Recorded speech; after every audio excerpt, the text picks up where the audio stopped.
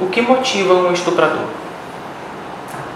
Quando a gente pensa nessa pergunta, a gente tem que entender que o estupro ele tem a ver com o poder. Então, o estuprador geralmente quer adquirir poder sobre o outro indivíduo. As motivações são as mais variadas. A gente tem aí a pedofilia, né, como um motivo muito comum em relação aos casos de estupro, né, que é o indivíduo que se direciona para estuprar menores, né, pessoas vulneráveis. E aí não interessa se é menino ou menina. As pessoas às vezes acham que tem a ver com o gênero. Não tem a ver com o gênero, tem a ver com a vulnerabilidade. Quando a gente trabalha as outras perspectivas, o adulto que estupra, por exemplo, outro adulto, quando a gente pensa nas questões de poder, a gente tem as motivações muito variadas, como por exemplo, vingança, a imposição da tua vontade sobre a vontade do outro, a própria perversão, o ato pervertido em si. A gente tem muitos estupradores, por exemplo, que eles não conseguem ter ereção numa relação casual. Eles não se sentem, alguns não se sentem capazes, por exemplo, de conquistar uma mulher e fazer com que ela queira, então ele força a situação. Então a gente tem algumas variáveis nesse sentido. Geralmente o estuprador ele tem uma baixa autoestima, né? Se ele não tivesse baixa autoestima, ele não se sentiria não confiante a ponto de conseguir aquilo de maneira voluntária. A gente também tem as ações que estão relacionadas à necessidade no sentido sexual e que não está sendo saciada pelo que seria comum e habitual de ter. Muitos estupradores, infelizmente, estão ligados àquele perfil, né, de que o macho tem que ter aquilo que ele quer e para isso ele vai conseguir isso de qualquer forma, independente de como ele tem que conseguir isso, né, mesmo que seja através da violência. Mas o perfil geral do estuprador, se eu fosse assim elencar algo mais geral, o que diria, o estuprador é aquele que ele não entende o limite daquilo que ele quer com aquilo que o outro não quer.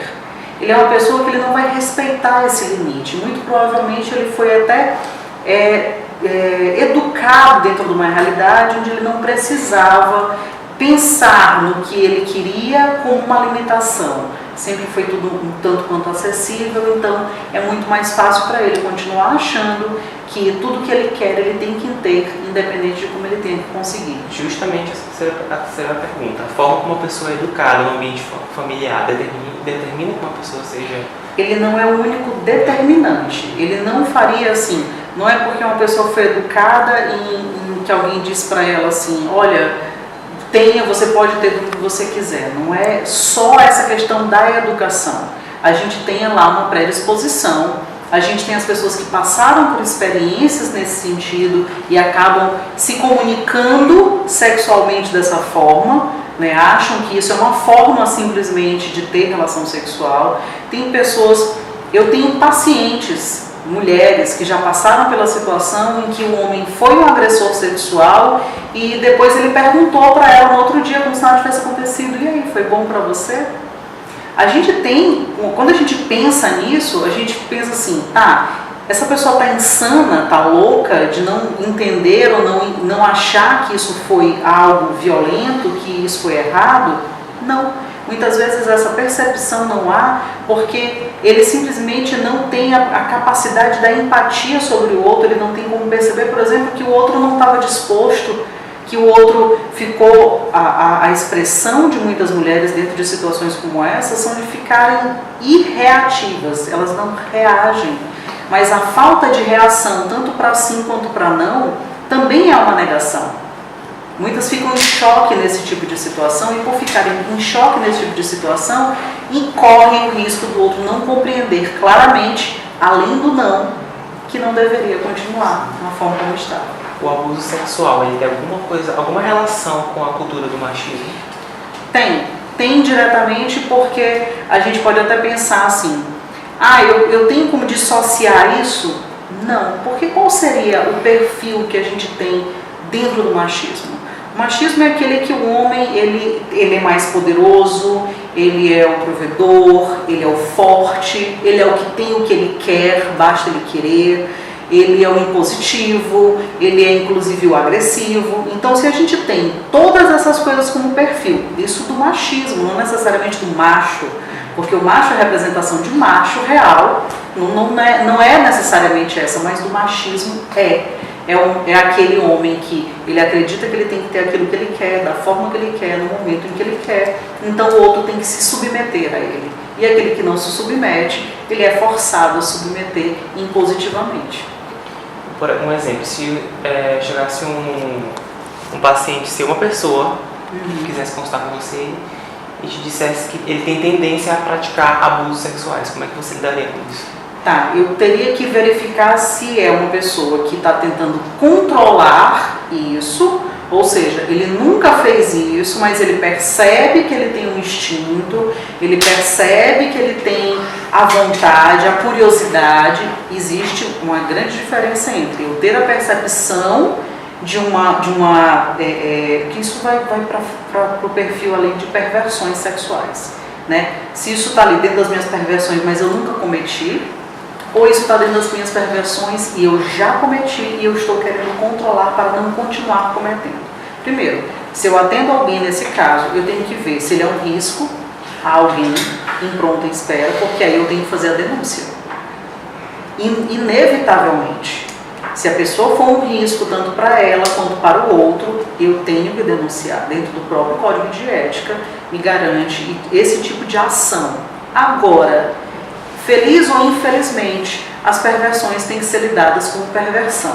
E se eu tenho alguém que antes de cometer um ato como esse, ele quer se tratar, vamos levar em consideração que não existe tratamento para cura, existe controle comportamental. Ele não vai deixar de desejar, ele não vai deixar de querer, ele não vai deixar de pensar, ele não vai deixar de fantasiar. Isso não vai acontecer. Não importa a terapia que eu faça com ele, isso não vai acontecer. Agora, o que pode acontecer? A gente pode trabalhar as questões de empatia, a gente pode trabalhar as questões de controle comportamental, a gente pode trabalhar as questões de como ele passa a ver o outro, os limites do outro, a percepção social, a percepção criminal da ação e fazer com que ele tenha todos esses parâmetros para ajudá-lo no controle. Existe também o controle químico, né, que é a inibição da testosterona, que pode ser simplesmente indicada, por exemplo, por um psiquiatra mesmo. Eu, por exemplo, como psicóloga, posso direcionar para que ele vá a um psiquiatra e ele faça o controle químico, porque o nível de testosterona estando bem baixo, a gente vai ter menos libido, ou seja, menos vontade sexual. Só que a gente tem que lembrar que o estupro não está relacionado apenas a desejo sexual, está relacionado a poder. Então, tanto é que eu falei que muitos homens, inclusive, nem ereção têm, mas eles estupram. Eles estupram através de objetos, estupram através de outros tantos mecanismos que são possíveis de agredir, estuprar e violentar alguém. Evelyn, por exemplo, um trauma da infância, ele pode acarretar no futuro, por exemplo, de um estuprador? O que acontece? Se o estuprador, a gente tem até isso criminalmente de uma forma muito recorrente, né? A gente tem aquela pessoa que estupra e aí a gente vai ver no histórico dele lá, mas ele foi estuprado durante a infância, ou não só estuprado, mas vamos lá tirar o estupro, mas vamos colocar a violência intrafamiliar. Serve da mesma forma. Por quê? A partir do momento em que eu aprendo, dentro do meu convívio familiar, que é razoável, correto, aceitável, por mais que seja doloroso, sofrível, e isso é vivenciado muito claramente. As pessoas que vivem uma situação como essa sofrem com uma situação como essa. Agora, se eu convivo com aquilo ali, eu passo a entender aquilo ali como fazendo simplesmente parte da realidade. Eu já não necessariamente me escandalizo com aquilo. E por não escandalizar-me, eu posso repetir a ação simplesmente porque eu aprendi aquilo dentro do meu convívio como algo habitual.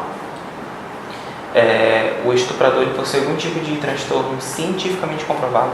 Cientificamente comprovado, a gente tem algumas pesquisas que estão relacionadas a isso, no sentido de fazer exames neurológicos, físicos, né, do cérebro das pessoas que são estupradores recorrentes, por exemplo.